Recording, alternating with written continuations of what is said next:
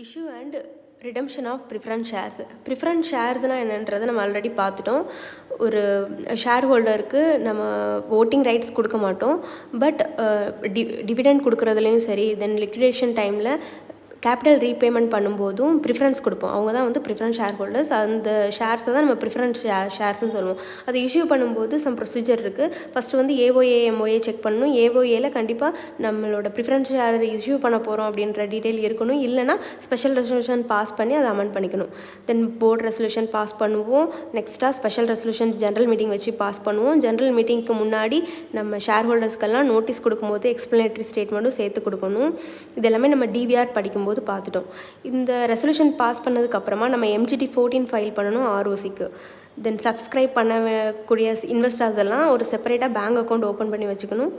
அவங்க அதுக்கான மணி தென் application money வந்து பே பண்ணுவாங்க. அவங்களோட மணி நமக்கு ரிசீவ் ஆனதுமே நம்ம அவங்களுக்கு அலாட் பண்ணுவோம். அப்போது நம்ம PAS 3 ROCக்கு ஃபைல் பண்ணணும். ரிஜிஸ்டர் ஆஃப் மெம்பர்ஸ் எப்போவுமே நம்ம மெயின்டைன் பண்ணி வச்சுக்கணும். டிவிடெண்ட் சப்போஸ் கொடுக்குறதா இருந்தால் அதை நம்ம டிக்ளேர் பண்ணுறோம். தென் ரிடம்ஷனுக்கான ஃபண்ட் எங்கேருந்து எடுக்கிறோம் அப்படின்றத செக் பண்ணணும். அதை வந்து CRRக்கு ட்ரான்ஸ்ஃபர் பண்ணணும். CRR அப்படின்றது கேபிட்டல் ரிடம்ஷன் ரிசர்வ். ஃபைனலாக ஏதாவது ஃபார்ம்ஸ் நெசசரி ஃபார்ம்ஸ் ஃபைல் பண்ண வேண்டியிருந்தால் அது ROCக்கு ஃபைல் பண்ணி முடிச்சிருக்கோம். இதுதான் வந்து இஷ்யூ ஆஃப் ப்ரிஃபரன்ஸ் ஷேர்ஸ். இதில் பார்த்தா அந்த CRR ட்ரான்ஸ்ஃபர் அப்படின்றது தான் ரிடம்ஷன் ஆஃப் ப்ரிஃபரன்ஸ்